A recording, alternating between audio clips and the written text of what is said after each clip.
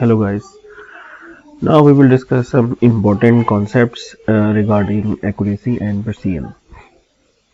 Accuracy refers to the closeness of a measured value to a standard or known value, whereas precision refers to the closeness of two or more measurements to each other. इसको ज़्यादा अच्छा explain हम diagram से करते हैं.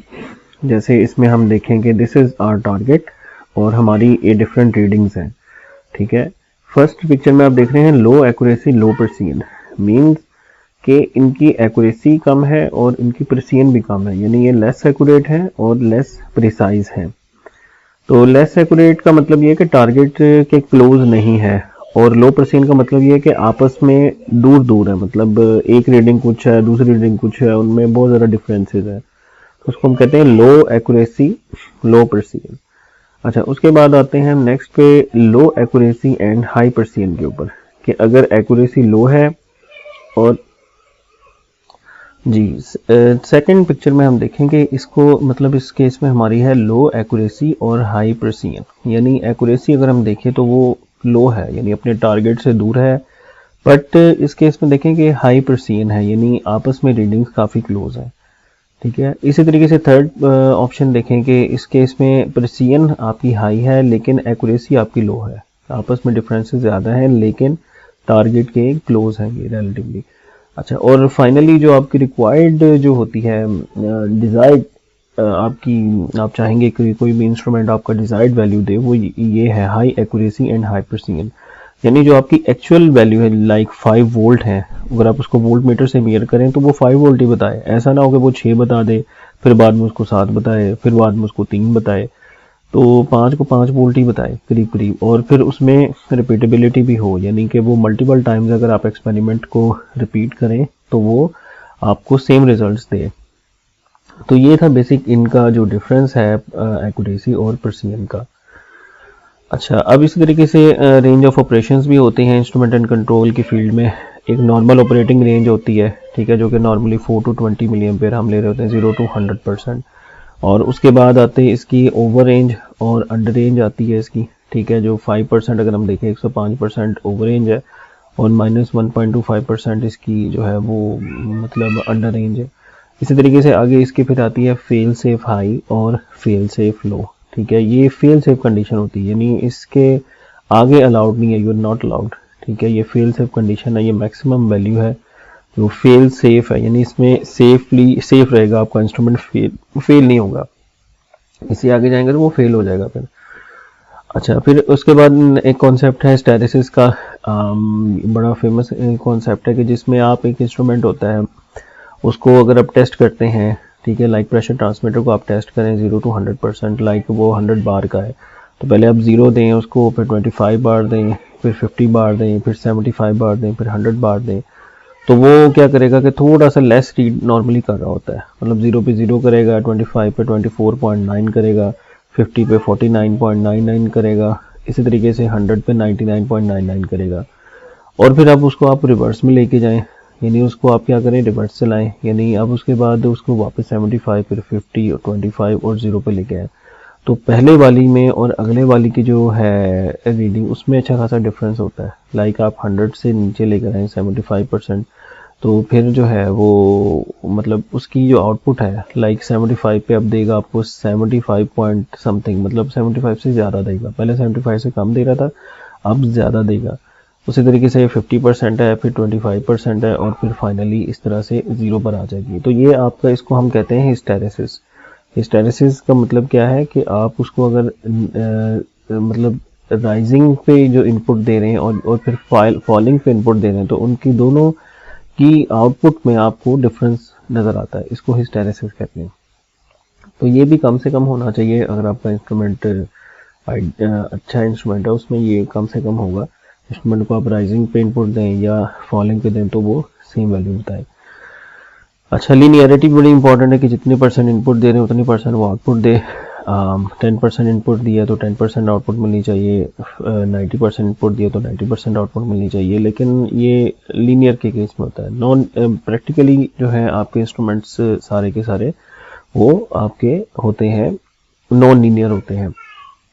Non linear means के मसलन ये जैसे ये आपको दिखा रहा है एक नॉन कि 10% पे इससे थोड़ा सा पहले ये बहुत स्लगिश है, आप इसको इनपुट दे रहे हैं लेकिन आउटपुट नहीं आ रही, लेकिन उसके बाद इसको पता नहीं क्या हो जाता है अचानक, ये मतलब इसके अंदर कुछ ऐसा कुछ हो जाता है इसको कि ये इनपुट आप दे रहे हैं जितने और अब आउटपुट ज़्यादा देनी शुरू हो गया ये, यानी मतलब ये इस तरह का नॉन लीनियर बिहेवियर है, यानी 1+1 नॉट इक्वल टू 2, यानी 1+1 कहीं पे 1.5 है एक रेंज तक, और उसके बाद 1+1 2 से भी बढ़ जाता है।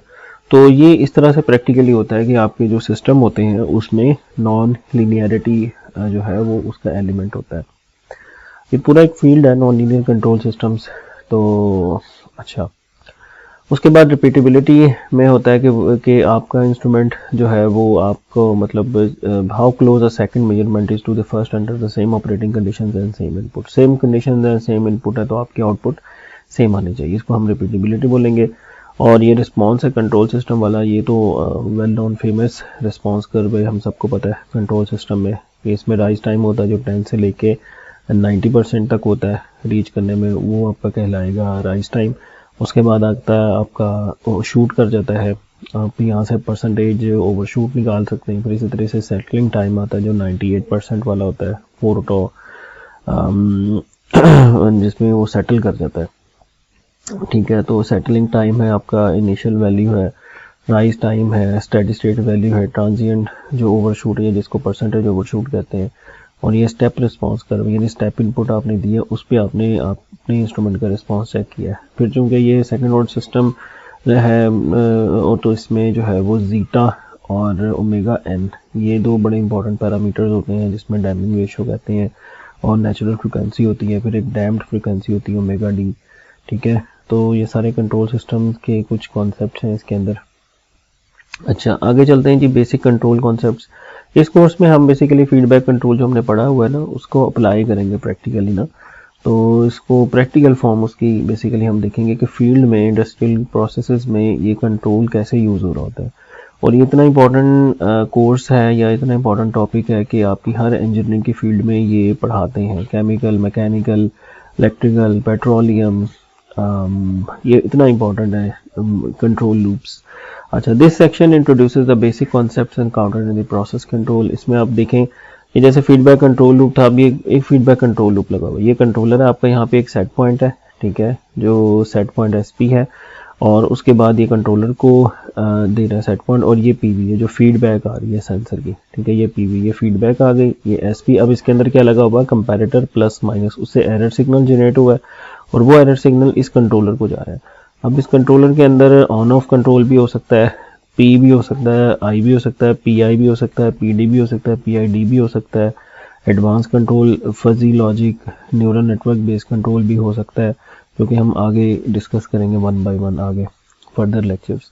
और यहाँ से क्या निकली, आउटपुट निकली, और वो आउटपुट कंट्रोलर की किसको जा रही है, एक्चुएटर को जा रही है, एक्चुएटर को जा रही है, ठीक है। और उस एक्चुएटर से प्रोसेस इफेक्ट हो रहा है, ठीक है, प्रोसेस उससे इफेक्ट होगा ना, जैसे ये वेल्व अप डाउन होगा तो इससे ये प्रोसेस इफेक्ट होगा और उससे अल्टीमेटली आपका सेंसर इफेक्ट होगा।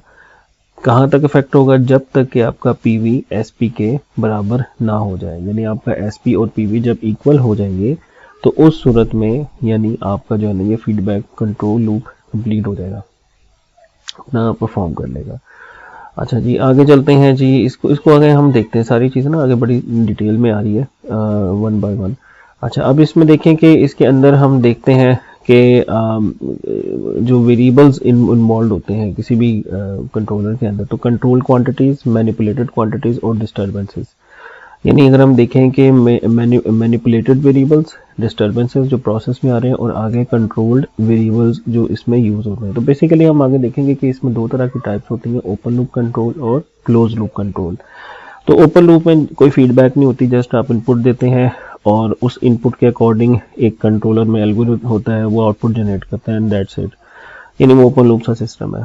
क्लोज लूप में क्या होगा कि जो आउटपुट जाएगी फिर उसका जो असर होगा वो असर भी ऑब्जर्व किया जा रहा होता है, और एक सेट पॉइंट होता है जिससे उसके कंपैरिजन होता है। तो ये हम देखते हैं कि अच्छा, elements of a process control system, there are 4 essential elements in any process control, process, measurement, evaluation और कंट्रोल।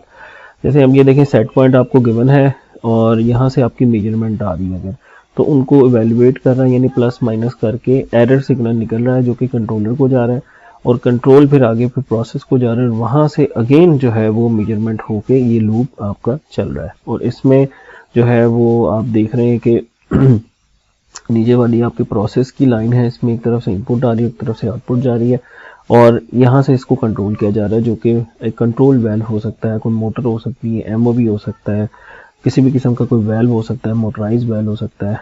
और ये डिस्टर्बेंस है जिसमें फ्रिक्शन आती है आपकी, या कोई किसी भी किस्म की जो फोर्स आती है, अनवांटेड फोर्स, जिसको हम डिस्टर्बेंस कहेंगे। अच्छा जी, आगे चलते हैं जी। इसमें जैसे ये एक सिस्टम है आपके सामने, ठीक है, इसमें एक टैंक की बड़ी एक ये फेमस एग्जांपल है। जैसे अब ये देखें, इसमें जो वेरिएबल है, इसमें देखें वाटर का लेवल बेसिकली है जो कि अगर आपने कंट्रोल करना है। अब इसमें दो इनफ्लो है, एक है Q1 जो कि आपका फ्लो इन हो रहा है, और एक आ रहा है आपका Q2, ठीक है। तो control input is the valve position, जो वेल्व की पोजीशन है, ठीक है। अगर ये वेल्व ज़्यादा खोल देंगे तो Q1 ज़्यादा हो जाएगा, और लेवल इसका जो है वो अगेन, अब इसका लेवल आप कैसे कंट्रोल कर सकते हैं? इसके लेवल आप के पास दो वेल्व है ना, इससे आप इसकी कंट्रोलिंग कर सकते हैं, ठीक है। मसलन अगर आप इसको फिक्स कर दें, Q2 को फिक्स कर दें और Q1 को फिर ज़्यादा अप डाउन करें, तो उससे भी आप इसके लेवल को कंट्रोल कर सकते हैं। इसी तरीके से आप Q1 को फिक्स कर दें और फिर Q2 को आप वेरी करें, तो उससे भी आप लेवल को कम ज़्यादा कर सकते हैं। तो अच्छा, तो इस केस में देखें कि control input is the valve position, ठीक है। उसके बाद control variable output is the level in the tank. अच्छा, अब ये लेवल है टैंक का, जिसको हम H शो कर रहे हैं। ये H क्या है हमारा? ये टैंक का लेवल है। ऑयल एंड गैस फील्ड के अंदर ये होता है, फायर वाटर टैंक होता है। इसी तरीके से वहाँ पे पीने वाला जो पानी होता है उसको पोर्टेबल वाटर कहते हैं, उसका टैंक होता है। इसी तरह से अगर कोई और है आपका, कोई और लिक्विड है, पानी नहीं है, कोई लिक्विड है, कोई हाइड्रोकार्बन है, लिक्विफाइड हाइड्रोकार्बन है, तो उसका भी लेवल इस तरह आप कंट्रोल करते हैं। अच्छा, नेक्स्ट आता है disturbance is the variation in draw of rate according to the user needs. अब ये डिस्टर्बेंस यहाँ से आ सकती है कि अगर आप यहाँ से यूजर अपनी मर्जी के मुताबिक ज़्यादा खोलें इस वेल को या कम खोलें इस वेल को, तो उससे डिस्टर्बेंस इससे जनरेट होगी। तो असल में अल्टीमेटली डिजाइड क्या है आपका, ये सेट पॉइंट जो है आपका, जो लेवल है टैंक का, वो आपका मेंटेन होना चाहिए। तो ये आपका कंट्रोल सिस्टम है, इसमें फिर आप इसका कंट्रोलर डिफाइन करते हैं। ये सारे आगे आ रहे हैं, तो आगे इंशाल्लाह ताला हम इसको देखें। तो ये तो जस्ट आपको एक इंट्रोडक्शन दिया जा रहा है कि प्रोसेस के अंदर हम इस कंट्रोल को कैसे कैसे कहाँ कहाँ किस तरह अप्लाई कर सकते हैं। अच्छा, to control and process it first it has to be measured. Measurement means, वही इंस्ट्रूमेंटेशन वाली बात कह रहा है कि मेजरमेंट बहुत ज़रूरी है। बल्कि ये कहा जाता है कि you can not control what you can not measure. जो चीज़ आप मेजर नहीं कर सकते, आप उसको कंट्रोल भी नहीं कर सकते। तो किसी भी चीज़ को कंट्रोल करने के लिए आपको उसको पहले मेजर करना होता है। तो measurement means the conversion of a process variable into an analog or digital signal by means of a sensor or transmitter or both. The result of any measurement is the conversion of a dynamic variable into some proportional information which is required by some other elements in the process control loop or sequence. Valuation, ये जो आपका controller लगा होता है, ये वो valuation part इसमें हो रही होती है, किस किस्म का आपने कंट्रोलर लगाया है। जैसे in the valuation step of the process control sequence the measurement is examined and compared with the desired value और set point. The amount of corrective action required to maintain proper control is determined. A controller is used for this evaluation. This control can be pneumatic. अच्छा, ये pneumatic है, इसको pneumatic नहीं पढ़ना है, इसमें P silent है, ठीक है। Mechanical or electronic and would be mounted in a panel. It can also be part of the computer control system, in which case the control function is performed by the software. अच्छा, control है, control जो है control के अंदर जो है वो आपका जो है the control element in a control loop, it has a most direct effect on the process. ये बेसिकली जिक्र कर रहा है उसका जो आपको फाइनल कंट्रोल एलिमेंट है, फाइनल एलिमेंट या फाइनल कंट्रोल एलिमेंट, इसको नॉर्मल में अपने प्लांट के तौर पे पढ़ा हुआ है। प्लांट जिसको कहते हैं आप, बेसिकली वो एक एक्चुएटर होता है। तो फीडबैक कंट्रोल लूप में फिर क्या चीज़ आ गई? सेंसर, सेट पॉइंट, कंट्रोलर, उसके बाद आपका एक्चुएटर, ठीक है। ये चीज़ें आपकी, और फिर उसके बाद फर्दर एक आता है प्रोसेस का ब्लॉक। तो ये मिलके आपका पूरा का पूरा फीडबैक कंट्रोल लूप बन जाता है। अच्छा, अब इसमें मैनुअल कंट्रोल के फिर हम देखते हैं। जैसे ये देखिए, मैनुअल कंट्रोल को दिखा रहे हैं कि ये जो मैनुअल कंट्रोल है आपका, कि जिसमें आप जो है एक पर्सन है यहाँ पे, ठीक है, उसने फ्लो को देखा, यहाँ पे फ्लो मीटर लगा हुआ है, यहाँ पे ना डिस्प्ले लगा, ट्रांसमीटर नहीं, ये जस्ट एक मीटर है। अब उसने फ्लो को अगर बढ़ाना है तो वो इस कंट्रोल वाल्व को खोल देगा, ठीक है, अपने हाथ से खोलेगा ना इसको। अब कितना रखना है वो इसके दिमाग के अंदर है, यानी अब ये जो ह्यूमन है यहाँ पे ये बेसिकली कंट्रोलर है और ये सेंस कर रहा है यहाँ से, और यहाँ से इसको क्या करवाएगा, एक्चुएट करवाएगा, ठीक है। ये है मैनुअल कंट्रोल, ठीक है। अब इसमें मैनुअल ह्यूमन इन्वॉल्व है तो इसमें एरर के चांसेस भी बहुत ज़्यादा होते हैं। वेल प्रिसाइजली नहीं वो ओपन कर सकता, ज़्यादा भी खोल सकता है, कम भी खोल सकता है, तो उसको अपना डिज़ायर्ड लेवल अचीव करने के लिए थोड़ा सा टाइम भी चाहिए होगा, फिर उसमें लॉसेस भी आएंगे। तो there must be an indication of the process which can be used as a measurement. The operator uses this indication to decide what change is required. The set point is in the mind of the operator. Operator के जहन में है ना इस वक्त। अच्छा, the operator compares these two values and changes the final element accordingly. There are many problems associated with this form of control. Okay? तो उसकी जगह फिर अब क्या है, ये फीडबैक कंट्रोल जो है ये चलता है, जिसमें आपका सेट पॉइंट है, उसके बाद ये कंपैरेटर है, ये आपकी आ रही होती है सेंसर से वैल्यू फीडबैक। ये एरर सिग्नल है SP-M, मेजर सिग्नल कह लें या प्रोसेस वेरिएबल कह लें। ये डिफरेंट बुक्स में ना डिफरेंट जो है वो सिंबल्स यूज हुए हैं, लेकिन बात एक ही है। तो SP-M, फिर एक एम्पलीफायर लगा के ये मैनिपुलेटेड वेरिएबल, ये देखें मैनिपुलेटेड वेरिएबल जो कंट्रोलर की आउटपुट है, वो गई प्रोसेस को या टैंक को, इसमें डिस्टर्बेंस है, और वहां से आउटपुट है जो कि फर्दर आगे फीडबैक हो रही है। अच्छा, अब हम ये थोड़ा सा बेसिक्स की तरफ आते हैं। Open loop versus close loop. Open loop को हम फीड फॉरवर्ड भी कह सकते हैं या मैनुअल भी कह सकते हैं। देखिए, ओपन लूप, फीड फॉरवर्ड या मैनुअल, तीन नाम। क्लोज लूप, फीडबैक या ऑटोमेटिक कंट्रोल सिस्टम, उसको हम क्या कह सकते हैं, ऑटोमेटिक कंट्रोल सिस्टम। अब ओपन लूप कंट्रोल में देखें, जो ये ओपन लूप कंट्रोल है जिसमें स्प्रिंकलर सिस्टम है, तो इसमें आप देखें कि आपने बटन दबा दिया तो ये जो है वो पानी से गिरना शुरू हो जाएगा, ठीक है। बस आपने बटन दबाया, गिरेगा, बटन बंद कर देंगे, बंद हो जाएगा। इसमें कोई फीडबैक नहीं है कि भाई कब तक चलता रहे, जब तक कि घास इतनी वेट ना हो जाए। मॉइस्चर सेंसर, अगर आप इसमें मॉइस्चर सेंसर लगा दें और उसको कंट्रोलर के थ्रू सेट पॉइंट दे दें कि भाई इतने % मेरी जो घास है वो उसको गीला करना है, तो फिर ये उतना गीला करके ये बंद हो जाएंगे ऑटोमेटिकली, ठीक है। वो एक आपका फीडबैक कंट्रोल होगा। इस केस में जस्ट ये बटन से चूंकि ऑन ऑफ हो रहा है, ये एक ओपन लूप कंट्रोल सिस्टम है, ठीक है।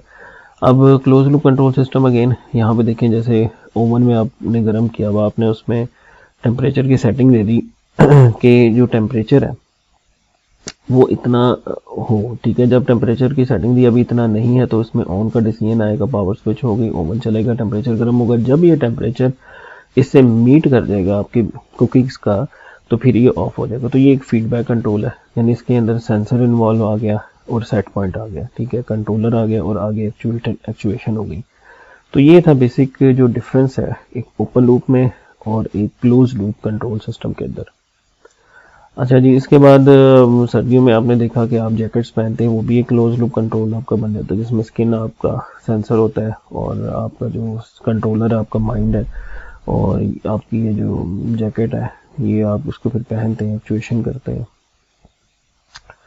तो फीडबैक कंट्रोल बेटर क्यों होता है, क्योंकि इसमें जो है वो आपको परसेंट मिल जाती है, इसमें आपका जो है वो बेटर कंट्रोल हो जाता है ना, सेट पॉइंट्स आ जाते हैं इसमें। तो कंसीडर दी ओवन जैसे unit, airplane manufacturing, pumping stations, सब फिजिकल क्वांटिटी हम कंट्रोल कर रहे होते हैं और डायनामिक बिहेवियर जिसको ट्रांजिएंट रिस्पांस कहते हैं उसको कंट्रोल करते हैं। तो फीड फॉरवर्ड कंट्रोल जस्ट आपने एक रेफरेंस है, फीड फॉरवर्ड कंट्रोलर का, उससे इनपुट जनरेट हो गया, प्लांट को गई और उसके आउटपुट में there is no feedback in it. तो इसलिए जो है इसको हम कहेंगे feed forward control. The control element responds to the change in command और measured disturbance in a predefined way based on prediction of the plant behavior, can react before error actually occurs, overcome the sluggish dynamic delays and does not jeopardize stability। बस इसमें आपने ख्याल रखना है कि आपने input इतनी की देनी कि आपका जो आउटपुट है वो स्टेबल आउटपुट आए, यानी वो ना हो जाए, मतलब आउट ऑफ बाउंड ना हो जाए। अच्छा, आगे चलते हैं। इसमें देखें कि यहाँ से ये फीडबैक कंट्रोल है, ये भी हम बहुत ज़्यादा अब तक डिस्कस कर चुके हैं। ये फीडबैक जो कंट्रोल होता है उसकी डायग्राम है। अच्छा, फीचर्स इसके क्या होते हैं, रिएक्टिव होता है, एरर ड्रिवन होता है, automatically compensates for the disturbances, automatically follows change in the desired state, can improve undesirable properties of the system, plant, it can be very simple. Summary को अगर हम इसको समराइज करें कि reactive control based on error between desired and actual states, ये close loop control automatically compensates for the external disturbance and follows the changes in commands. अगर उसमें कोई डिस्टर्बेंस आ भी जाए तो वो कंट्रोल क्या करता है, उसको अपने सेट पॉइंट पे रखने की कोशिश करता है। तो significant impact on the overall system response used extensively in both natural and artificial systems. अच्छा, अब हम बात करेंगे पीएलसी पे। वापस आते हैं हम कि पीएलसी में हमने देखा कि कंटिन्यूस सिग्नल अगर आपका आ रहा हो, एनालॉग की हम बात करेंगे, कंटिन्यूस सिग्नल जो 4 to 20 की फॉर्म में होगा मोस्टली, तो वो जाता है एनालॉग इनपुट के मॉड्यूल के ऊपर। और एनालॉग इनपुट मॉड्यूल से फिर क्या होता है, उसकी डिजिटाइजेशन होती है, यानी वो उसको डिजिटल फॉर्म में कन्वर्ट करता है और फिर आगे सीपीयू को दिया जाता है। ठीक है, तो सीपीयू को नंबर्स मिल रहे होते हैं 4 to 20 मिलीएम्प्स के अकॉर्डिंगली। आप लैब के अंदर करेंगे, जब लैब इसकी आ जाएगी आपकी 1-2 लैब्स के बाद ना एनालॉग के लिए, तो उसमें ये आपको क्लियर हो जाएगा कि ये अंदर पीएलसी के कैसे शो हो रहा होता है। अच्छा, उसके बाद आते हैं एनालॉग आउटपुट के ऊपर कि जब सीपीयू से जो आउटपुट निकलती है तो वो जाती है एनालॉग आउटपुट मॉड्यूल के ऊपर, और एनालॉग आउटपुट मॉड्यूल से फिर आगे फर्दर वो 4 to 20 मिलीएम्प्स के अंदर या 0 to 5 वोल्ट, ज़्यादातर 4 to 20 होता है, तो उसमें वो कन्वर्ट हो जाएगी। ठीक है, ये हमने पहले भी इंस्ट्रूमेंट में भी किया था कि 4 to 20 मिलीएम्प्स का यूज़ होता है इंडस्ट्री में। ये बड़ा इंपॉर्टेंट एक स्टैंडर्ड है जो आप सबको पता होना चाहिए। और ये देखें, ये फीडबैक कंट्रोल लूप की डायग्राम है जो कि पीएलसी में यूज़ हो रही होती है कि सेट पॉइंट होगा, पीवी होगा, इन दोनों का एरर है एसपी माइनस पीवी। ठीक है, ये कंट्रोलर को गया, वहाँ से क्या हुआ, एक मैनिपुलेटेड वेरिएबल जनरेट हुआ, वो आगे प्रोसेस को जाएगा और फिर उससे आगे जो आपका जो मेजर्ड वेरिएबल है, ये टेम्परेचर या जो पीवी है, वो वापस इधर आ रहा है। और ये लूप तब तक चलता रहेगा जब तक कि ये एरर ज़ीरो ना हो जाए। यानी इस लूप का मकसद क्या है, अपने एरर को ज़ीरो करना, यानी एसपी को पीवी को एसपी के बराबर करना। ठीक है, और ये देखें 4 मिलीएम्प्स जो है आपका 0% है, 8 मिलीएम्प्स आपका 25% है, उसके बाद 12 मिलीएम्प्स 50%, 16 75%, 20 मिलीएम्प्स। अब 4 मिलीएम्प को आप लाइव जीरो भी कहते हैं जो इंडस्ट्री में यूज़ होता है, क्योंकि जीरो से नहीं हम शुरू करते हैं, हम 4 से करते हैं, क्योंकि हमें डायग्नोस्टिक्स में आसानी होती है ना कि अगर जीरो आ रहा है तो उसका मतलब है लूप ब्रेक है, और अगर इंस्ट्रूमेंट ख़राब है तो 4 से थोड़ा सा कम यानी 3.6 आ रहा होता है। तो इसको नेमोर का स्टैंडर्ड कहते हैं, ये आगे आ जाएगा NAMUR, नेमोर का स्टैंडर्ड, ये आगे आप इसमें पढ़ भी लेंगे नेमोर का स्टैंडर्ड। तो इस तरह से जो है वो आपकी कैलिब्रेशन हम करते हैं इंडस्ट्री के अंदर, पीएलसी बेस्ड सिस्टम्स के अंदर, कंट्रोल सिस्टम्स में। ये इसकी डायग्राम है जिसमें ये प्रोसेस है, प्रोसेस के बाद सेंसर लगा है, 4 to 20 देगा पीएलसी को, फिर पीएलसी से 4 to 20 निकलेंगे और जाएगा वेल्व के ऊपर। तो ये इस तरह से एक फीडबैक कंट्रोल लूप चल रहा होता है। अच्छा, इसकी अब स्केलिंग करें, ये स्केलिंग भी आई थिंक मैंने आपको करवाई हुई है क्लास के अंदर, तो यहाँ पे इसको फटाफट रिवाइज कर लेते हैं। अब सिग्नल है ना, जैसे 4 to 20, इसकी इक्वेशन बना लें आप, 0 से लेके 100% पे कितना दे, 4 to 20, ये ग्राफ है, ये आपने बनाया हुआ है। तो ये स्ट्रेट लाइन है, y equal to M x plus c है। ठीक है, तो इस पर आप देखें y is equal to M x plus c. ठीक है, अब 0 पे क्या दे रहा है, 4 मिली एम्पेयर, 0 पे 4 मिली दे रहा है, 0 पे 4 मिली दे रहा है। तो इसका मतलब ये है कि ये इसका y इंटरसेप्ट है 4, और इसकी स्लोप निकालने कितनी आती है, स्लोप है इसकी 20 माइनस 4 यानी 16 milli ampere divided by 100 minus 0 यानी 100, तो ये 0.16 आ जाएगी। ठीक है, तो m इसका है 0.16 और b क्या है इसका 4, तो ये इक्वेशन बन जाएगी y equal to 0.16x plus 4। ठीक है, ये इसकी इक्वेशन बन जाएगी। अब अगर आपने निकालना है जी, अगर आपका सिग्नल है फॉर एग्जाम्पल सिग्नल है आपका 56%, तो उस वक्त करंट कितना होगा, तो इस इक्वेशन पुट करें, यानी x की जगह रखें 56 और y निकल आएगा आपका मिली एम्प्स के अंदर। ठीक है, और उल्टा भी आप कर सकते हैं कि आप कहें कि जी मेरा करंट आ रहा है 17 मिली एम्पेयर। ठीक है, तो उस वक्त कितने परसेंटेज मेरा सिग्नल होगा, वो भी इससे आप निकाल सकते हैं। फिर आप इसकी कैलिब्रेशन चेंज भी कर सकते हैं, ये भी हम अक्सर करते हैं इंडस्ट्री में। आप 0 to 100% को 4 to 20 नहीं करते, आप स्प्लिट रेंज करते हो कि 2 इंस्ट्रूमेंट आपने यूज़ किए, 0 to 100% पे करें 4 से 12, ठीक है, और फिर एक दूसरा इंस्ट्रूमेंट लगा होता है उसके साथ, वो फिर 0 से 100 करे, 12 से 20, तो उस लिहाज से भी आप इसकी स्केलिंग कर सकते हैं। तो ये एक बड़ी ज़बरदस्त सिंपल मैथमेटिक्स है जो कि आप जो है वो यूज़ करके, ये मैंने खुद इंडस्ट्री में इसको यूज़ किया हुआ है और कैलिब्रेशन करके मैंने बहुत सारे फॉल्ट इसके रिमूव किए थे ये ट्रांसमीटर्स के। तो ये बड़ा ज़बरदस्त एक टूल है जो कि आपको आना चाहिए। सिंपल मैथमेटिक्स है इसमें कि किस तरह से आपने अपने सिग्नल को जो 4 to 20 है उसको सिग्नल के साथ कैसे आपने उसकी इक्वेशन बनानी है। ये बेसिकली आप उसकी इक्वेशन बना रहे हैं, फिर उसके साथ फिर उस इक्वेशन को आप यूज़ कर सकते हैं। अच्छा जी, कुछ एग्जांपल्स को डिस्कस करते हैं। जैसे ये देखें, एक कंट्रोलर है आपका पीएलसी, उससे 8.55 मिली एम्प्स निकल के कंट्रोल वेल्व को जा रहा है। अब ये कंट्रोल वेल्व के साथ एक लगा होता है आई टू पी कन्वर्टर जो कि इस 8.55 को ना प्रेशर में कन्वर्ट कर देगा 3 to 15 psi में। तो उससे क्या होता है कि ये वेल ओपन या क्लोज होता है। नॉर्मली ये न्यूमेटिक यूज होते हैं इंडस्ट्री में, क्योंकि न्यूमेटिक जो होता है ना उसमें पावर बहुत होती है न्यूमेटिक्स के अंदर ना। तो P इक्वल टू, ये हम आगे करेंगे, न्यूमेटिक एंड हाइड्रोलिक आ रहे हैं आगे लेक्चर, उसमें जो है हम देखेंगे कि जो न्यूमेटिक्स है ना उसमें फार्मूला जो होता है pressure is equal to force per unit area. तो उससे जो फोर्स निकलती है ना P इंटू ए, वो बहुत ह्यूज आपकी फोर्स आपको मिलती है। अच्छा, अब वापस आते हैं इस पे, वेल पोजीशन क्या होगी उसी फार्मूले में पुट करें। हम एज्यूम करेंगे 0% mean well close, 100% mean well open, और वो 4 to 20 के अंदर ना हमने उसको मॉडल किया हुआ है। ठीक है, तो 8.55 मिली एम्प्स आ रहे हैं और वेल की पोजीशन हमने निकालनी है। तो उसी फार्मूले में पुट करें 8.55, तो वेल की पोजीशन आप निकाल लें यहाँ से। तो ये देख लें आप, इसमें आपने पुट किया y 8.55 मिली एम्प्स। ठीक है, y की जगह पुट किया ना पिछली इक्वेशन के मुताबिक, तो x आपने निकाला 28.4%, यानी 28% आपका जो है ना वो वेल इस वक्त ओपन होगा। ठीक है, अच्छा, इसी तरीके से जो इंडस्ट्री में अगर आप देखेंगे कि जो ड्राइव्स होते हैं, जो डीसी ड्राइव्स बहुत ज़्यादा यूज़ होते हैं इंडस्ट्रीज के अंदर, तो इसमें जो डीसी ड्राइव होती है, अब जैसे ये पीएलसी आपकी एक लगी हुई है, ठीक है, इससे क्या होगा कि 4 to 20 का कंट्रोल का सिग्नल निकलेगा जो कि इसको जा रहा है 4 to 20 का कंट्रोल का सिग्नल। और ये 3 फेज पावर है, ये पावर लेगा, ये पावर का सर्किट है, ये मोटर को पावर अप करेगा। ये इसका कंट्रोल का सर्किट है और ये इसकी आउटपुट है जो कि डीसी मोटर की स्पीड को वेरी करेगी।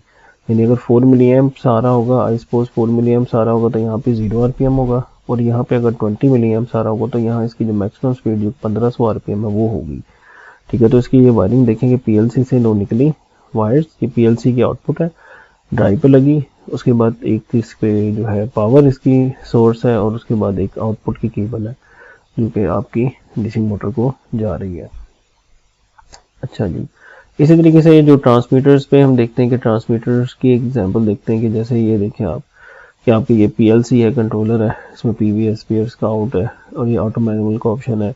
फिर इसमें 4 वायर ट्रांसमीटर यूज़ हुआ है यहाँ पे, ये भी होता है लेकिन ये अब इतना ज़्यादा नहीं हम इसको यूज़ करते हैं, इसकी वजह है, अच्छा वो हम डिस्कस करते हैं। जैसे ये 4 वायर ट्रांसमीटर है ना यहाँ पे, अब इसमें 2 वायर्स होती हैं पावर के लिए और 2 वायर होती हैं सिग्नल के लिए। तो इसमें देखें आपकी वायरिंग बहुत ज़्यादा लग रही है। ठीक है, तो हम आजकल तो ये करते हैं कि जो कंट्रोल की ये 2 वायर, जैसे में पावर होती है इसी में सिग्नल होता है, ये आगे आता है, आगे आएगा, जिसको हार्ट प्रोटोकॉल भी कहते हैं हम, कि उसमें भी आप देखेंगे हार्ट है फोटो। अच्छा, अब इसमें देखें पावर अप करने के लिए इसको 4 वायर ट्रांसमीटर, ये पावर सोर्स है और ये लगा फील्ड में। अगर आप देखें कि ये फील्ड में लगा हुआ है और ये कंट्रोल रूम में लगा हुआ है। तो अब ये जो तार है 2 वायर केबल इसमें यूज़ हुई है। ठीक है, और ये सिग्नल दे रहा है 4 to 20 जो आपके आगे रेजिस्टेंस में वोल्टेज में कन्वर्ट हो रहा है। ठीक है, यानी V इक्वल टू IR। तो ये रेजिस्टेंस नॉर्मली 250 ओम की होती है, तो 4 मिली ज़रब 250 ओम तकरीबन 1 वोल्ट बन जाता है। हाँ जी, और इसी तरीके से जो 20 मिली है ज़रब 250, तो वो 5 वोल्ट के करीब आपका आ जाएगा। तो इस तरह से ट्रांसमिशन आपकी करंट में होगी, लेकिन जब वो पीएलसी को पहुंचेगी तो V इक्वल टू IR के तहत वो वोल्टेज में कन्वर्ट हो जाएगा आपका। और इसमें जो है वो इस तरह से आपका एक 4 वायर ट्रांसमीटर का लूप आपको नजर आएगा इंडस्ट्री में अगर कहीं ये यूज़ होगा। ठीक है, और इसमें फिर इश्यूज आते हैं, पावर बैटरी के इश्यूज आते हैं। कई बार इस ट्रांसमीटर को जब पावर अप कर रही होती बैटरी, ये फारिग हो जाती है, मतलब कंज्यूम हो जाती है, ख़त्म हो जाती है। आपको पावर सोर्सेस का अरेंज करना पड़ता है। तो हम आजकल ये करते हैं कि ये जो तार डाल रहे हैं अब इसी में पावर हो और इसी में सिग्नल हो। आजकल ये स्टैंड जो है वो जिस पे मैंने भी काम किया हुआ ये चलता है। ये देखें जैसे अच्छा 4 वाई ट्रांसमीटर तो है लेकिन ये भी इतना ज़्यादा अच्छा नहीं है। अब इसमें देखें पावर सोर्स आ गई आपकी कंट्रोल रूम में और पीएलसी लगी हुई है, ये आपका फील्ड में कहीं लगा हुआ है। लेकिन अब इसमें देखें खर्चा बढ़ गया है, आपको 4 वायर केबल डालनी पड़ेगी, ये महंगी तार होगी, ठीक है। तो इसलिए ये भी कॉस्टली है आपको, ये भी सही नहीं है, फिजिबल नहीं है। ये है अब तक ये सिस्टम सबसे अच्छा सिस्टम है जिसमें आप देखें इसमें वोल्टेज सोर्स है, पावर सोर्स है, उसके बाद एक लूप है 2 वायर का और उसी में आपका क्या है सिग्नल भी है, ठीक है। इसी में आपका सिग्नल भी है, इसी में आपकी पावर भी है। तो ये आपका 2 वायर ट्रांसमीटर है जो कि अब ये चीज़ ज़्यादा इस्तेमाल हो रही है। अच्छा जी, उसके बाद कंट्रोलर की शेप देख लें, इसमें पीवी है, पीवी आपका 3 to 15 PSI है, न्यूमेटिक का स्टैंडर्ड हमने पढ़ा हुआ है ऑलरेडी। 4 to 20 जो है ये एनालॉग सिस्टम है और डिजिटल में आपका फील्ड बस होता है। इसी तरीके से सेट पॉइंट है, ये आप ऑपरेटर दे सकते हैं अपने हाथ से। उसके बाद 3 to 15 PSI है जो न्यूमेटिक है और 4 to 20 जो है मिली एम्प्स की फॉर्म में हो सकता है इलेक्ट्रॉनिक सिग्नल और डिजिटल डेटा फील्ड बस की फॉर्म में हो सकता है। और इसी तरीके से जो आउटपुट है वो 3 to 15 PSI है, 4 to 20 मिली एम्प्स है या फील्ड बस है। तो ये आपको जो है वो 3 तरह के स्टैंडर्ड्स आजकल मिलेंगे इंडस्ट्री में। ज़्यादा आपको 4 to 20 मिलेगा, लेकिन अब फील्ड बस भी कुछ जो लेटेस्ट प्लांट न्यू लग रहे हैं उसमें फील्ड बस आपको मिलेगा। और अगर पुराने हैं कोई प्लांट 50-60 साल पुराने हैं तो उसमें न्यूमेटिक और इलेक्ट्रॉनिक दोनों होंगे, क्योंकि उसमें होगा बेसिकली न्यूमेटिक, लेकिन उसको Aahista Aahista with the passage of time उनके इंजीनियर्स ने अपग्रेड करके उसको इलेक्ट्रॉनिक काफ़ी हद तक कर दिया होगा। अब ये देखें जैसे जो मैं आपको कंट्रोल वाल्व की बता रहा था कि ये बड़ा फेमस लूप है इंडस्ट्री में, बहुत ज़्यादा ये यूज़ होता है कि जिसमें पीएलसी है, ठीक है, ये आपका पीएलसी है, इससे आपका 4 to 20 जा रहा है I to P कन्वर्टर को। ये देखें I/P means I to P converter. I to P का मतलब ये होता है करंट टू न्यूमेटिक कन्वर्टर, यानी 4 to 20 को ये 3 to 15 PSI में कन्वर्ट करेगा। इसकी एक डायग्राम होती है जैसे इलेक्ट्रिकल की डायग्राम होती है ना, जिसमें सिंगल लाइन डायग्राम जिसको कहते हैं, जिसमें आपका वो जनरेटर बनाते हैं, उसमें आप ब्रेकर शेकर बनाते हैं। इसी तरह प्रोसेस की भी डायग्राम होती है। यानी जो इंजीनियर होता है, जो अगर एक्सपीरियंस इंजीनियर है तो वो फील्ड में फील्ड की बजाय वो क्या कहेगा कि ड्राइंग्स मेरे सामने रखो, ड्राइंग से पढ़ लेगा फील्ड में क्या लगा हुआ है। अब जैसे इसको देख के अंदाजा हो रहा है कि इसमें एक 20 PSI की सप्लाई लगी हुई है, हम इंडस्ट्री में इसको 25 से 30 रखते होते थे, तो खैर 20 भी चलती है क्योंकि निकालनी हमने 3 to 15 है, ठीक है, तो उससे ज़्यादा रखनी 15 से 20 PSI, हम नॉर्मली 25 रख रहे होते थे। अच्छा, और I2P करना, और ये जो है लाइन, ये देखें इसके ऊपर ये जो लगे हैशेस लगे, ये न्यूमेटिक की लाइन होती है, इसको न्यूमेटिक लाइन कहते हैं। तो ये न्यूमेटिक का सिग्नल है, ठीक है, ये कंट्रोल वाल्व पर लगाया हुआ है, इसने डायग्राम बनाई हुई है। तो ये देखें आपका अब 4 to 20 पे 3 to 15 PSI निकलेगा और वेल्व आपका तकरीबन 1 से 1.5 इंच इसका ट्रेवल होता है। ये यहाँ पे ट्रेवल लगा होता है, यहाँ पे एक ना, ये मैं आपको डायग्राम्स भी दिखा दूंगा क्लास के अंदर जो प्लांट पे हमारे पास लगे थे। तो ये बड़ा इंपॉर्टेंट एक आउटपुट का लूप है। ये कौन सा लूप है? ये आउटपुट का, क्योंकि 4 to 20 आउटपुट निकलेगी और उससे वो 3 to 15 PSI में कन्वर्ट हो गए। कंट्रोल वाल्व को उसने जो है आपका अप डाउन करना है। अच्छा जी, अब ये देखें ये 2 वायर ट्रांसमीटर की है। अच्छा, अब इसमें देखें, इसमें और पुरानी जो पहले देखी थी हमने डायग्राम, इन दोनों में फ़र्क है। यानी इसमें देखें पावर सोर्स बाहर है, पीएलसी अलग है, लेकिन इसमें देखें कि पीएलसी के अंदर से ही पावर आगे यूज़ हुई गई है। ये बेसिक जो है वो इसमें डिफरेंस है कि इसमें अलग से पावर सप्लाई नहीं लगी, पीएलसी की पावर ही आगे यूज़ हो गई है। तो इसमें और रेजिस्टेंस भी देखें आपके सामने आ गई कि 250 ओम रेजिस्टेंस जो है वो इसमें शो कराई जा रही है कि 250 ओम की रेजिस्टेंस नॉर्मली यूज़ हो रही होती है। अच्छा, तो ये था जनाब अब तक का जो एक आपका कह लें कि एक जो पीएलसी बेस्ड जो कंट्रोल सिस्टम है वो इस तरह का आपको इंडस्ट्री में नॉर्मली देखने को मिलेगा। अच्छा, अब हम जाते हैं आहिस्ता आहिस्ता थोड़ा सा एडवांसमेंट की तरफ बढ़ते हैं कि पीआईडी कंट्रोलर्स को हम थोड़ा सा डिस्कस करना चाहेंगे अभी कि प्रोपोर्शनल, इंटीग्रल और डेरिवेटिव। ये आपने बेसिक जो मैथमेटिक्स पढ़ा है उसी को हम यूटिलाइज करेंगे यहाँ पे। तो अच्छा, अब आपके सामने एक डायग्राम बनी हुई है जिसपे आपको एक ऑपरेटर नज़र आ रहा है और एक टेम्परेचर गेज है, ठीक है। अब ऑपरेटर क्या कर रहा है कि इस टेम्परेचर गेज को देख के इस वाल्व को कंट्रोल करेगा। मसलन देखें ये हो क्या रहा है कि ये यहाँ से सप्लाई जा रही है, इसकी ये जो फ्यूल की सप्लाई है जिससे ये फर्नेस के अंदर जो है वो टेम्परेचर को कंट्रोल कर रहा है। अगर ये वाल्व को ज़्यादा खोल देगा तो ये टेम्परेचर बढ़ जाएगा, अगर वाल्व को कम खोलेगा तो टेम्परेचर कम हो जाएगा। ठीक है, तो अगर उसने टेम्परेचर को बढ़ाना है, देखो भाई टेम्परेचर है मसलन थोड़ा सा कम है, जो उसकी रिक्वायरमेंट है उतना नहीं कम है, तो ये क्या करेगा, इसको देखते हुए फैसला करेगा इसको ओपन करने का। तो जैसे ही इसको ओपन करेगा तो ज़्यादा फ्लो अंदर जाएगा और टेम्परेचर फिर ज़्यादा जनरेट होगा और गेज बढ़ जाएगी। तो ये आपका है एक मैनुअल कंट्रोल, जो कि इससे पहले हम काफ़ी ज़रा भी डिटेल में पढ़ भी चुके हैं कि मैनुअल कंट्रोल है, इसमें ऑपरेटर बेस्ड है, लेकिन इसमें चांसेस ऑफ ह्यूमन एरर बहुत ज़्यादा है, इसमें प्रिसाइज कंट्रोल नहीं आपको मिलेगा। इसमें फिर ह्यूमन पार्ट है, इमोशनल पार्ट भी इसमें आ सकता है।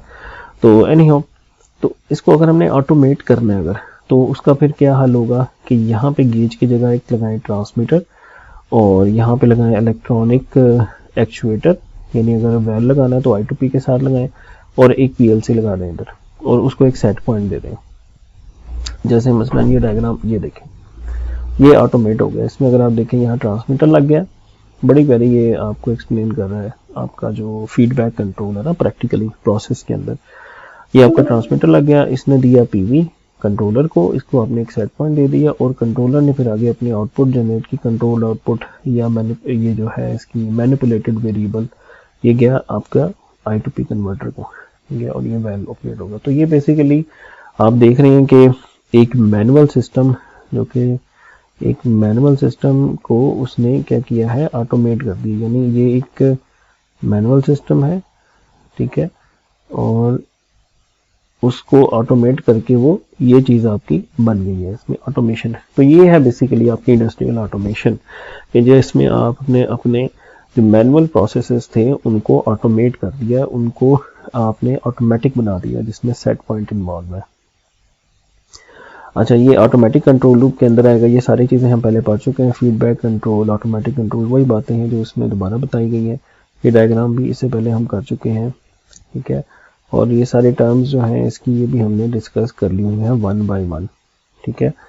अच्छा, अब इसकी एक एग्जांपल यहाँ पे देखते हैं। सबसे पहले हम देखते हैं ऑन ऑफ कंट्रोल को। देखिए अब ऑन ऑफ कंट्रोल जो है क्या होता है, on off control, on off control यानी इसके नाम से ही आपको अंदाजा होना चाहिए कि ऑन ऑफ, यानी ये रिले बेस्ड कंट्रोल है, जिसके अंदर जो एक्चुएटर है वो क्या कर रहा है, या ऑन है या ऑफ है। मसलन अब ये एक टैंक है आपके पास, ठीक है, इसमें ये लेवल आपने जो है वो इसका एक सेट पॉइंट है ये SP कि इतना लेवल होना चाहिए। तो इसके ऊपर और नीचे दो लेवल डिफाइन किए, L1 और L2, ठीक है, और ये एक आउट है, इसको हम अज्यूम करते हैं ये कांस्टेंट आउट है। तो जैसे ही आपका लेवल L1 से नीचे जाता है तो ये क्या करता है कि ये इनफ्लो का वेल्व ओपन हो जाता है और फ्लो आना शुरू हो जाता है, ठीक है। फिर कब तक आता रहेगा, जब तक कि वो L2 को टच नहीं करता। जैसे वो L2 को टच करता है तो ये फ्लो बंद हो जाता है, ठीक है। तो फिर ये चूंकि ड्रेन कंटिन्यूसली हो रहा है तो लेवल फिर नीचे आना शुरू हो जाएगा। तो जब वो L1 को टच करेगा तो फिर इनफ्लो आएगा, फिर L2 को टच करेगा तो इनफ्लो बंद हो जाएगा। तो इस तरह से आपका जो लेवल है ना वो L1 और L2 के दरमियान ना ऑसिलेट करता रहेगा। क्या करता रहेगा, ऑसिलेट करता रहेगा, SP पे ठहरेगा नहीं, क्योंकि ये ऑन ऑफ कंट्रोल है, ठीक है। ऑन ऑफ कंट्रोल मीन्स कि आइदर ऑन आइदर ऑफ। अच्छा, अब ये L1 L2 को यहाँ पे जरा गौर करें कि कैसे, यहाँ पे लेवल सेंसर तो कोई नज़र नहीं आ रहा, तो लेवल सेंसर ये लगा हुआ है बेसिकली, ये इनडायरेक्ट सेंसिंग है, ये हम आगे पढ़ेंगे। प्रेशर और लेवल जब हम पढ़ेंगे ना, अलग-अलग प्रेशर, लेवल, टेम्परेचर, फ्लो, तो ये देखें ये लेवल सेंसर लगा हुआ है, ये P1, ये प्रेशर मेजर कर रहा है आपके बॉटम के ऊपर। जब लेवल कम होगा तो P = ρgh, ठीक है ना, तो ρgh, तो h जो है ना ये pressure basically equal to that h, okay. तो ये प्रेशर जब ये इस लेवल से नीचे यहाँ पर आएगा तो ये प्रेशर कम हो जाएगा। इसी तरीके से यहाँ पे L2 पे इसका प्रेशर डिफरेंट होगा। तो ये जो प्रेशर है ना बेसिकली इसका लेवल बता रहा होता है, और उस लेवल ये बेसिकली एज अ स्विच यहाँ पे यूज हो रहा है कि लेवल, ये प्रेशर स्विच है, ठीक है। तो जो कि इसके ऑन ऑफ करा रहा है, ठीक है। जैसे यहाँ पे जब आएगा L1 तो ये इसको लेट्स सपोज इसको क्लोज कर देता है और ये वेल्व ऑपरेट हो जाता है और इनफ्लो आना शुरू हो जाता है। और जैसे ये ऊपर जाता है तो ये ऑफ कर देता है और इनफ्लो बंद हो जाता है। तो ये जनाब आपका एक ऑन ऑफ कंट्रोल की एग्जांपल थी, और इसका मकसद आपको बताना ये था कि आपका जो पीवी है वो एसपी पे रुकता नहीं है, वो ऑसिलेट करता है, ठीक है। Assume that under initial conditions with the demand on the system, the level will start to fall and V1 will have to be open to provide an inflow, ठीक है। और ये प्रेशर देखें, रो जी एच का फार्मूला है, ये आपका level बता रहा होता है, ठीक है।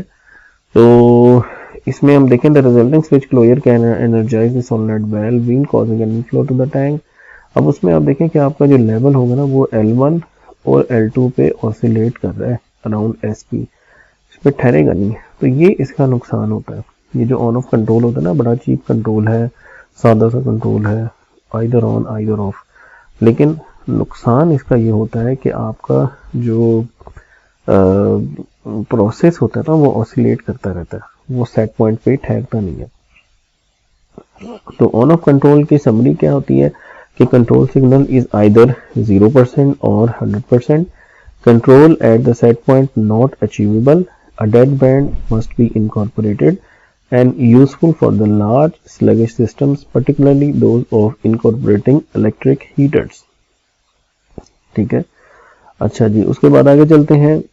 अब हम बेसिकली आपको ऑन ऑफ कंट्रोल इसलिए पढ़ाया गया कि आपको पीआईडी कंट्रोल की अहमियत का अंदाजा हो जाए कि क्या चीज़ है जो पीआईडी से अचीव हो रही है। असल में सेट पॉइंट अचीव होता है, असल जो बात है ना वो है सेट पॉइंट को अचीव करने की। सेट पॉइंट पे ठहर जाए आपका प्रोसेस।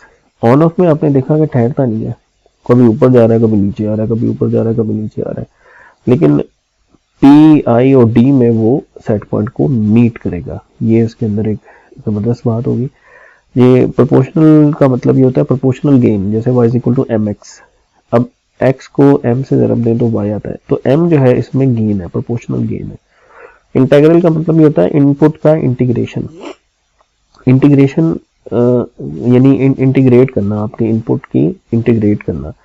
और डेरिवेटिव का मतलब क्या होगा कि इनपुट का डेरिवेटिव लेना। इनपुट क्या होगी, कंट्रोलर की इनपुट क्या होती है, कंट्रोलर की इनपुट होती है एरर सिग्नल। आपने देखा था ना कि सेट पॉइंट था और पीवी आ रहा था, उनका फिर डिफरेंस लिया तो एरर सिग्नल, ये है कंट्रोलर की इनपुट, ठीक है। प्रोपोर्शनल क्या करेगा, उसको m से ज़रब देगा। इंटीग्रल क्या करेगा, उसकी इंटीग्रेशन करेगा। डेरिवेटिव क्या करेगा, उसको डिफरेंशिएट करेगा, ठीक है। तो पी आई डी कंट्रोल, ठीक है। अब हर जगह पीआईडी कंट्रोल नहीं लगाना होता, कई जगहों पे हमारा काम पी से हो जाता है, कई जगहों पे हमारा काम आई से हो जाता है, ठीक है। और कई जगहों पे हमें पी आई लगाना पड़ता है, फिर कई जगहों पे हमें डी भी लगाना पड़ता है फास्ट करने के लिए, प्रोसेस को स्लगिश है, जैसे टेम्परेचर है उसमें डी लगाते हैं। तो कुछ में डी नहीं लगाते, जैसे फ्लो है, फ्लो में डी नहीं लगाते होते डेरिवेटिव, उससे हंटिंग पैदा होती है। तो कौन सा कब लगाना है, ये एक इम्पॉर्टेंट लर्निंग है जो कि इसमें हम डिस्कस करेंगे।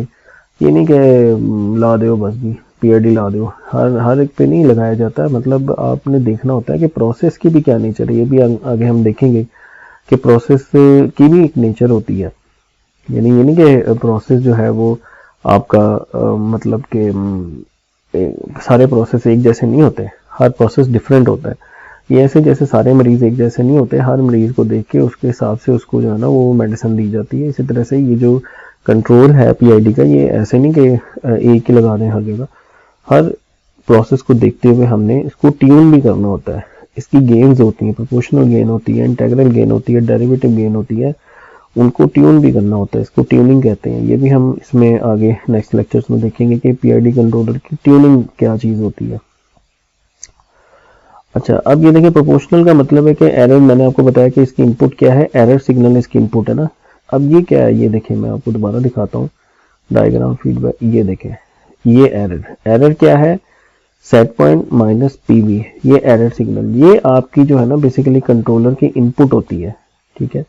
तो इसमें अब देखें ये एरर इनपुट है और प्रोपोर्शनल एक्शन क्या होगा, जस्ट उसने इसको मल्टीप्लाई करना है किसी गेन के साथ, उसकी शेप नहीं चेंज होगी। देखें शेप चेंज नहीं हुई, जस्ट उसकी क्या हुआ, उसको एक कांस्टेंट से मल्टीप्लाई किया हुआ। अच्छा, तो इस पे एक फार्मूला होता है कंट्रोलर गेन और प्रोपोर्शनल बैंड। ये कुछ कंट्रोलर में प्रोपोर्शनल बैंड यूज होता है और कुछ के अंदर कंट्रोलर की गेन यूज होती है। अच्छा, तो इसमें कुछ अगर देखेंगे कि कुछ कंट्रोलर्स के अंदर कंट्रोलर गेन का पैरामीटर यूज होता है और कुछ में प्रोपोर्शनल बैंड का पैरामीटर यूज होता है। यानी इसमें रिलेशन होता है जिसको हम कहते हैं basically proportional band is equal to 100 over proportional gain. यानी 100 से तकसीम करना, जैसे अगर आप 100 ओवर 0.1 करें तो आपको ये 1000 मिलेगा। इसी तरीके से 100 ओवर 1 करेंगे तो आपको 100 मिलेगा और 100 ओवर 10 करेंगे तो आपको 10 मिलेगा। तो अगर प्रोपोर्शनल बैंड 100% है उसका मतलब होता है कि गेन आपकी 1 है, और अगर आपका प्रोपोर्शनल बैंड 10 है तो आपकी गेन क्या है 10। तो ये थोड़ा ज़रा केयरफुली आपने फीड करना होता है अपने ना, क्योंकि मुझे अच्छी तरह याद पड़ रहा है कि कंट्रोलर के अंदर ये मांगा हुआ था प्रोपोर्शनल बैंड, एलन ब्रैडले का कोई कंट्रोलर था। तो मैंने फिर इस चीज़ को ज़रा क्लियर किया था कि बैंड वहाँ वैसे लिखा होता है साइड पे करने में, जैसे आपने इंस्ट्रूमेंट की जो लैब की थी उसमें ने देखा था कि जो आप कोफिशिएंट्स निकालते हैं उसकी इक्वेशन भी लिखी होती थी साथ। तो इस तरह से लिखा होता है वैसे कंट्रोलर के अंदर ना, गाइड किया होता था कि आप गलत एंट्री ना करते हैं, क्योंकि अगर आपने गेन 1 की है तो बैंड आपका 100 होना चाहिए। अगर आपने मसलन अगर आपने प्रोपोर्शन बैंड की जगह 1 लिख दिया है तो उसका मतलब है कि गेन 100 है।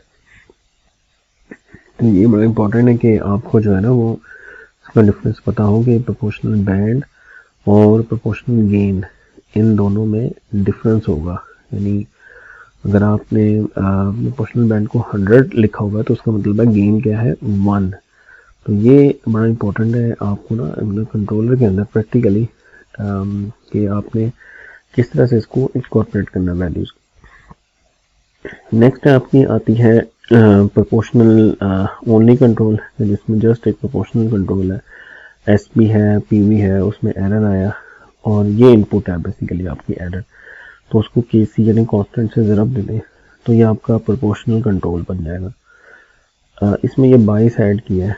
बाइस क्या होता है, ये ऑफसेट होता है ना, जैसे मसलन कार है, कार देखे ना, मतलब आपकी जो इनपुट आ रही है उसके अकॉर्डिंगली आउटपुट जनरेट हो रही है, लेकिन अगर इनपुट ज़ीरो हो गई, फॉर एग्जांपल इनपुट ज़ीरो हो जाए तो यहाँ ज़ीरो हो जाएगा, तो क्या वेल्व आगे बंद हो जाना चाहिए? नहीं, वेल्व एक सर्टन उसकी जो है ना अमाउंट खुली होनी चाहिए ताकि आपका प्रोसेस चलता रहे। जैसे गाड़ी में होता है ना कि जैसे आप गाड़ी की स्पीड को बढ़ाने के लिए थ्रॉटल करते हैं, गाड़ी की स्पीड बढ़ जाती है, लेकिन जब वो बढ़ जाती है तो क्या उसके बाद वो वेल्व आपका बंद हो जाए?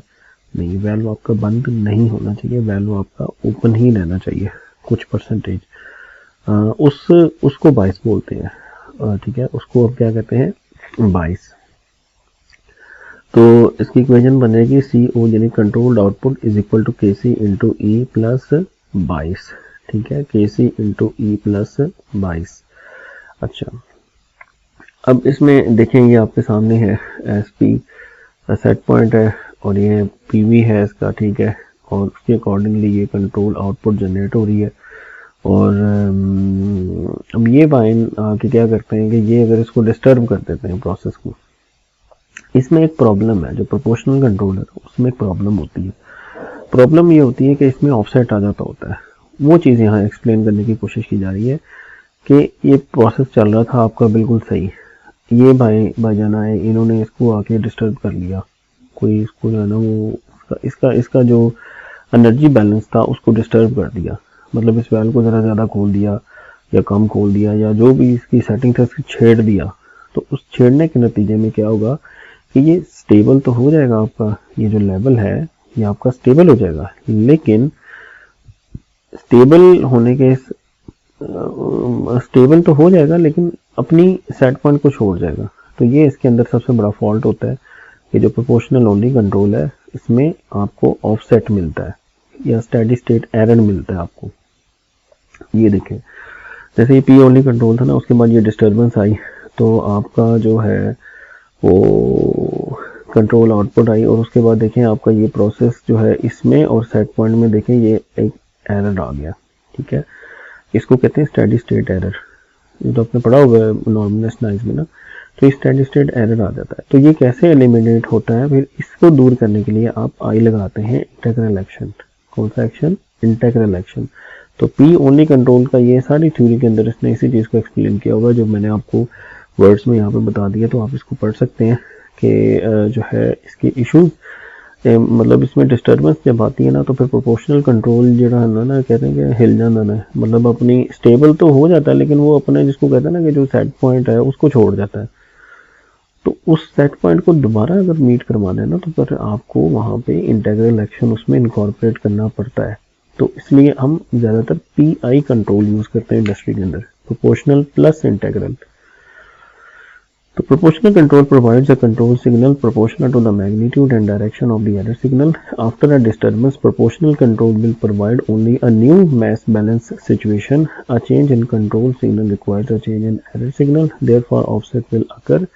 Offset आ जाएगा उसमें, ठीक है, steady state error आ जाएगा। Proportional control stabilizes an error. It does not remove it. Error को स्टेबल तो कर देगा, यानी वो मतलब यूँ समझ लें कि ऐसा नहीं होगा कि उसको छोड़ देगा, उसको स्टेबल कर देगा, किसी जगह पे ठहरा देगा। बुलर with a proportional band of 40% और 200%। ठीक है, तो मैंने आपको बताया था कि इसका फॉर्मूला क्या होता है कि gain is equal to 100% over proportional band. तो 100% डिवाइडेड बाय 40%, ये आपका आ जाएगा 2.5। ये आपकी जो गेन है वो 2.5 की गेन है। और अगर आपका प्रोपोर्शनल बैंड है 200% तो आपकी गेन कितनी है? 0.5 की गेन है। ठीक है, तो ये बड़ा इंपॉर्टेंट जो है न्यूमेरिकल आपके लिए बन सकता है। और इसके अलावा जो है ना ये इंडस्ट्री में मैंने यूज़ किए हुए हैं, जैसे मैंने आपको बताया ना कि ये कई जगहों पे प्रोपोर्शनल बैंड मांगा जाता है, कई जगहों पे प्रोपोर्शनल गेन मांगी जाती है, तो हमें इनका डिफरेंस पता होना चाहिए। इसी तरीके से what will be proportional band setting in percentage for a controller with a gain of 3 and 0.4। तो इसको 100 से डिवाइड कर दें तो ये 33% आपकी प्रोपोर्शनल बैंड है और गेन जो है वो 33% आएगा। और अगर 0.4 है तो 100 से 0.4 को डिवाइड करें तो ये 250% आ जाएगा। अच्छा जी, अब इसमें हम बात करेंगे इसकी, वो बता रहा है कि प्रोपोर्शनल बैंड से क्या इम्पैक्ट आता है। जैसे आप ये देखें, गेन, प्रोपोर्शनल गेन को अगर हम बढ़ाते जाएं तो क्या होता है। देखें, पहला केस है प्रोपोर्शनल गेन। अच्छा, प्रोपोर्शनल गेन ज़्यादा हो या प्रोपोर्शनल बैंड वाइड हो, एक ही बात है। तो अगर प्रोपोर्शनल गेन कम हो तो आपका सिस्टम जो है, ये देखें जरा सा स्लगिश आपको नजर आएगा इसमें, स्लगिश सिस्टम है आपका। आपने स्टेप इनपुट दी और आपका सिस्टम क्या आया? स्लगिश। और अगर आप इसकी गेन को बढ़ा दें, यानी अगर आप गेन को इसको बढ़ा दें तो इसमें ऑसिलेशंस आने शुरू हो जाती हैं। क्या आने शुरू हो जाती हैं? ऑसिलेशंस आने शुरू हो जाती हैं। इसमें सिस्टम आपका ऑसिलेटरी बन जाता है। और अगर आपकी गेन आप और बढ़ा दें तो आपका सिस्टम ऑसिलेटरी बन जाता है। ठीक है, क्या बन जाता है? ऑसिलेटरी। अब गेन बढ़ाने का मतलब क्या है कि आपने प्रोपोर्शनल बैंड उसका नैरो कर दिया, यानी narrow PB means high gain, moderate PB means moderate gain and wide PB means low gain. ठीक है, तो ये रिवर्स होते हैं, उल्टा होते हैं कि wide PB low gain, moderate PB moderate gain और narrow PB means high gain. तो हाई गेन पे आप देख रहे हैं कि आपका सिस्टम ना ऑसिलेटरी बन गया। अच्छा जी, अच्छा, तो इस पे हम डिस्कस कर रहे थे कि हमने स्टेप इनपुट दी है और हमने देखा कि वाइड पीबी का मतलब क्या है कि बैंड बहुत वाइड है, लाइक 200%, 300%। इसका मतलब क्या है कि गेन लो है, तो आपका सिस्टम क्या है? स्लगिश। और अगर आपने पीबी को थोड़ा मॉडरेट किया है, जैसे गेन भी थोड़ी इंप्रूव हुई है, तो सिस्टम में कुछ ऑसिलेशन आ गई है। अच्छा, एक और चीज़ पे गौर करेंगे, ऑफसेट भी वो शो कर रहा है। ये प्रोपोर्शनल ओनली कंट्रोल में ये बहुत बड़ा फॉल्ट होता है कि इसमें क्या आता है? स्टेडी स्टेट एरर आता है या ऑफसेट, जो मैंने आपसे पहले भी बयान किया। और अगर मैं उसके जो प्रोपोर्शनल बैंड है उसको नैरो कर दूं या अपनी गेन को बढ़ा दूं तो उससे सिस्टम ना ऑसिलेटरी बन जाता है, यानी उसमें ऑसिलेशंस आ जाती हैं। मतलब उसकी गेन अपनी ज़रूरत से ज़्यादा बढ़ा दी। अगर मैं इससे ज़्यादा गेन बढ़ा दूंगा तो ये अनस्टेबल हो जाएगा आपका सिस्टम। अच्छा, फिर इसमें ऑप्टिमम रिस्पांस क्या होता है? तो ये बड़ी मशहूर कर्व होती है, इसको कहते हैं क्वार्टर डिके रिस्पांस कर्व। कि गेन इतनी सेट कर दें कि आपका क्वार्टर डिके रिस्पांस कर्व आए, यानी एक टाइम पीरियड अगर आपका उसमें ए है ना तो अगली मरतबा वो a/4 हो जाए और अगली मरतबा वो a/16 हो जाए। तो इसको हम कहते हैं क्वार्टर डिके रिस्पॉन्स कर्व, यानी गेन को इतना सेट किया मैंने, प्रोपोर्शनल गेन को इतना सेट किया है कि उससे मुझे ये क्वार्टर डिके कर्व इस तरह की जो है ना मुझे रिस्पॉन्स मिलेगा। तो ये देखिए ना, obviously there must be some optimum setting of PB which is the trade off between highly stable but sluggish low gain with the large offset and fast acting unstable on off system with the mean offset equal to 0. The accepted optimum setting is the one that causes the process to decay in a quarter curve decay method as shown in figures. तो ये quarter decay curve है, ये बड़ी famous curve है कि यानी आप proportional band की सेटिंग इस तरह से रखेंगे कि दूसरे साइकिल में पहले साइकिल का 4 टाइम्स यानी लेस जो है वो आपको रिस्पॉन्स मिलेगी। तो ये देखें, वो कंट्रोलर की गेन 100% और प्रोपोर्शनल बैंड वही बात इसमें लिखी हुई है। तो समरी इसमें क्या है कि controller action must be chosen direct और reverse acting to achieve the control response. Proportional band क्या आपका 100 ओवर गेन है और ऑप्टिमम सेटिंग क्या है, proportional band should result in process decaying in a quarter decay mode. अच्छा, next हम आते हैं इंटीग्रल कंट्रोल मोड के ऊपर कि इंटीग्रल कंट्रोल मोड में क्या होगा कि इंटीग्रेशन हो गया आपके एरर सिग्नल की। तो I is equal to I previous plus K C E into T S over T I. अब ये बेसिकली क्या बात कर रहा है, ये बात हम दिखाते हैं आपको कि इंटीग्रेशन का मतलब जैसे ये आपका एरर सिग्नल था ना ये, ठीक है, वही पिछले एग्जांपल में प्रोपोर्शनल में क्या था, जस्ट इसको प्रोपोर्शनल कांस्टेंट से ज़रब दी गई थी ना। तो इस केस में जो है, इस केस में अगर हम देखें कि इसकी जो अगर हम इंटीग्रेशन करें तो ये आपकी जो है वो एक जो आपका जो है इसकी इंटीग्रेशन क्या होगी, कांस्टेंट इंटीग्रेशन एक लाइन होगी। तो ये आपकी एक लाइन में कन्वर्ट हो गया, किसमें कन्वर्ट हो गया, एक लाइन के अंदर कन्वर्ट हो गया। तो इसको हम कहेंगे इंटीग्रल रिस्पॉन्स।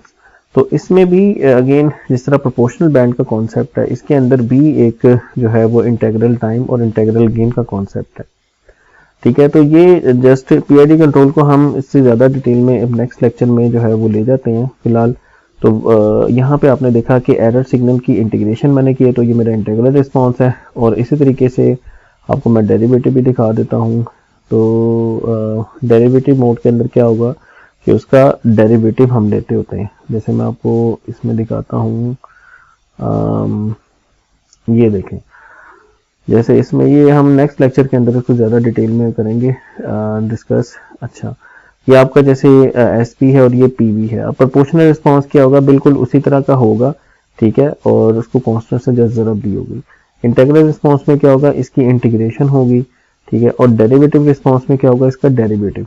तो देखिए यहाँ कांस्टेंट है, इधर डेरिवेटिव 0 है, ये स्पाइक है, यहाँ पे आपको देखें स्पाइक मिल जाएगी, उसके बाद फिर ये 0 हो जाएगा। तो डेरिवेटिव रिस्पॉन्स क्या है, वो इसको मतलब इसके जिसको कहते हैं ना कि इसके चेंज पे रिएक्ट करेगा, ठीक है। इसको मैं इस तरह समझाता होता हूँ कि अगर आपका प्रोसेस चालाक हो ना, मतलब वो वेरी करता है बड़ी तेजी से, तो कंट्रोलर को भी चालाक होना चाहिए, उसमें डेरिवेटिव एक्शन होना चाहिए जो कि उसको ऑब्जर्व कर रहा हो, प्रोसेस के डेरिवेटिव एक्शन को, चेंज के एक्शन को ऑब्जर्व कर रहा हो।